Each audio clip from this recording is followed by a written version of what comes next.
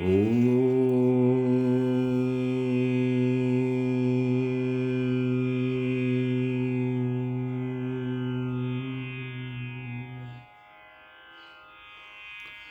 ಗುರುಬ್ರಹ್ಮ ಗುರುರ್ವಿಷ್ಣು ಗುರುರ್ದೇವೋ ಮಹೇಶ್ವರಃ ಗುರುರ್ ಸಾಕ್ಷಾತ್ ಪರಬ್ರಹ್ಮ ತಸ್ಮೈ ಶ್ರೀ ಗುರುವೇ ನಮಃ. ಶ್ರೀರಾಮ ಸಮರ್ಥ. ಸದ್ಗುರು ಶ್ರೀ ಬ್ರಹ್ಮ ಚೈತನ್ಯ ಮಹಾರಾಜರ ನಿತ್ಯ ಪ್ರವಚನ. ಸೆಪ್ಟೆಂಬರ್ 12. ನಾಮವು ಅಭಿಮಾನವನ್ನು ಹೊಡೆದು ಹಾಕುತ್ತದೆ. ನಾಮವು ಅಭಿಮಾನವನ್ನು ಹೊಡೆದು ಹಾಕುತ್ತದೆ. ಒಬ್ಬ ಮನುಷ್ಯನ ಮನೆ ಸುಟ್ಟದ್ದು ತಿಳಿದು ಅವನ ಮಿತ್ರನು ಅವನಿಗೆ ಭಗವಂತನ ಮೇಲೆ ವಿಶ್ವಾಸವಿಟ್ಟು ಸಮಾಧಾನದಲ್ಲಿ ಇರಬೇಕು ಎಂದು ಪತ್ರ ಬರೆದನು. ಮುಂದೆ ಸ್ವತಃ ಆ ಮಿತ್ರನ ಬ್ಯಾಂಕಿನಲ್ಲಿಯ ಹಣವು ಮುಳುಗಿ ಹೋಯಿತು. ಆಗ ಅವನು ಅಳತೊಡಗಿದನು. ಜನರಿಗೆ ಹೇಳುವುದು ಬ್ರಹ್ಮಜ್ಞಾನ, ತಾವು ಮಾತ್ರ ಶುದ್ಧ ಪಾಷಾಣ. ಹೀಗೆ ಇರಬಾರದು. ನಾವು ಮತ್ತೊಬ್ಬರಿಗೆ ಏನು ಹೇಳುತ್ತೇವೋ ಅದನ್ನು ನಮಗೆ ನಾವೇ ಹೇಳಿಕೊಳ್ಳಬೇಕು.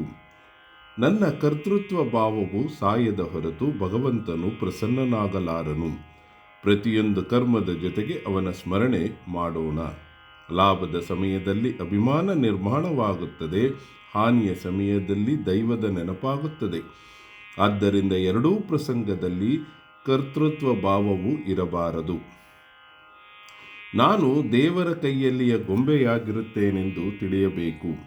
ಸುಳ್ಳು ಕರ್ತೃತ್ವ ಭಾವ ಹೊಂದಿದ್ದರಿಂದ ನಿಜವಾಗಿ ಅಳಬೇಕಾಗುತ್ತದೆ. ಸಣ್ಣ ಮಗುವಿನಂತೆ ನಿರಭಿಮಾನಿಗಳಾಗಿರಬೇಕು. ಮನುಷ್ಯನ ಕೈಯಲ್ಲಿ ಏನೂ ಇರುವುದಿಲ್ಲ, ಎಲ್ಲವೂ ರಾಮನ ಕೈಯಲ್ಲಿಯೇ ಇರುತ್ತದೆ. ಯಶ ಕೊಡುವುದು ಕೊಡದಿರುವುದು ನಿನ್ನ ಕೈಯಲ್ಲಿಯೇ ಇರುತ್ತೆಂದು ರಾಮನಿಗೆ ಶರಣು ಹೋಗಬೇಕು. ಜಗತ್ತಿನಲ್ಲಿ ಅನೇಕ ಅನ್ವೇಷಣೆಗಳು ಆಗಿರುತ್ತವೆ. ಅವೆಲ್ಲವುಗಳಲ್ಲಿ ಶರೀರ ಸುಖಭೋಗದ ಸಾಮಗ್ರಿಗಳೇ ಹೆಚ್ಚಿನ ಪ್ರಮಾಣದಲ್ಲಿ ಶೋಧಿಸಲ್ಪಟ್ಟಿದೆ. ಆದರೆ ನಿಜವಾದ ಸುಖದ ಶೋಧನವನ್ನು, ಶಾಶ್ವತ ಸಮಾಧಾನದ ಶೋಧನವನ್ನು ಕೇವಲ ಸಾಧುಸಂತರೇ ಮಾಡಲು ಸಮರ್ಥರಾಗಿರುತ್ತಾರೆ. ಅವರು ಯಾವ ಸಮಾಧಾನದ ಸಾಧನಗಳನ್ನು ಹೇಳಿರುತ್ತಾರೋ ಅವುಗಳ ಅವಲಂಬನೆ ಮಾಡಿದರೆ ನಮಗೆ ನಿಶ್ಚಿತವಾಗಿಯೂ ಸಮಾಧಾನ ಸಿಗುತ್ತದೆ. ಇಂದು ನಮಗೆ ಸಮಾಧಾನ ಏಕೆ ಸಿಗುವುದಿಲ್ಲ? ನಮ್ಮ ಅಭಿಮಾನವು ಅದಕ್ಕೆ ಅಡ್ಡ ಬರುತ್ತದೆ. ಕರ್ಮ ಮಾಡುವಾಗ ಅಥವಾ ಮಾಡಿದ ಮೇಲೆ ಅದರ ವಿಷಯದಲ್ಲಿ ಅಭಿಮಾನ ಉಂಟಾಗದಿದ್ದರೆ ನಮಗೆ ಭಗವಂತನ ಪ್ರೇಮ ಲಭಿಸಿ ಸಮಾಧಾನವು ಪ್ರಾಪ್ತಿಯಾಗುವುದರಲ್ಲಿ ಸಂಶಯವಿಲ್ಲ. ಸಾಮಾನ್ಯ ವಿಷಯಗಳಲ್ಲಿಯೂ ನಮ್ಮ ಅಭಿಮಾನವು ಎಷ್ಟು ಹೆಡೆಯೆತ್ತುತ್ತಿರುತ್ತದಲ್ಲ. ಒಬ್ಬ ಮನುಷ್ಯನಿದ್ದನು, ಅವನಿಗೆ ಒಬ್ಬ ಮಗಳಿದ್ದಳು. ಅವಳು ವಯಸ್ಸಿಗೆ ಬಂದಳು, ನೋಡಲು ಸಾಧಾರಣ ಇದ್ದಳು. ಹತ್ತಿರ ಹಣವಿತ್ತು. ಆದರೆ ಆ ಹುಡುಗಿಯ ಮದುವೆಯು 5-6 ವರ್ಷಗಳವರೆಗೆ ಎಲ್ಲಿಯೂ ಹೊಂದಲಿಲ್ಲ. ಮುಂದೆ ಆ ಹುಡುಗಿಯು ಮದುವೆಯಾದ ಮೇಲೆ ಆ ಮನುಷ್ಯನು ನನ್ನ ಮಗಳ ಮದುವೆಯನ್ನು ಒಳ್ಳೆ ವೈಭವದಿಂದ ಮಾಡಿಬಿಟ್ಟೆನು ಎಂದು ಅಂದನು. ಅದಕ್ಕೆ ಅವನ ಮಿತ್ರನೊಬ್ಬನು, ನೀವು ಅದನ್ನು 3-4 ವರ್ಷ ಮೊದಲೇ ಏಕೆ ಮಾಡಲಿಲ್ಲ ಎಂದು ಕೇಳಲು ಆ ಮನುಷ್ಯನು ಆಗ ಹೊಂದಲಿಲ್ಲ ಅಂದನು. ಅದಕ್ಕೆ ಅವನ ಮಿತ್ರನು, ಈಗ ಹೊಂದಿತು ಅನ್ನು, ನಾನು ಮಾಡಿದನೆಂದು ಏಕೆ ಅನ್ನುತ್ತಿ ಎಂದು ಕೇಳಿದನು. ಅಭಿಮಾನವನ್ನು ಹೊಡೆದು ಹಾಕಲು ಭಗವಂತನಿಗೆ ಮನಪೂರ್ವಕ ಶರಣು ಹೋಗುವ ಉಪಾಯವನ್ನು ಸಾಧು ಸಂತರು ಸ್ವತಃ ಅನುಭವಿಸಿ ನಮಗೆ ಹೇಳಿರುತ್ತಾರೆ.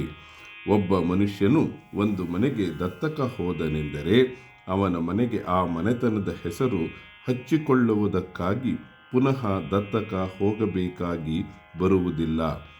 ಅದರಂತೆ ಒಮ್ಮೆ ರಾಮನ ಪಾದಗಳ ಮೇಲೆ ತಲೆಯಿಟ್ಟು ನಾನು ನಿನ್ನವನಾದೆನು, ನೀನು ನನ್ನವನಾಗಿರುತ್ತಿ ಎಂದು ಅನನ್ಯತೆಯಿಂದ ಹೇಳಿದವೆಂದರೆ ನಮ್ಮ ಪ್ರತಿಯೊಂದು ಕರ್ಮವೂ ಅವನದೇ ಆಗುತ್ತದೆ.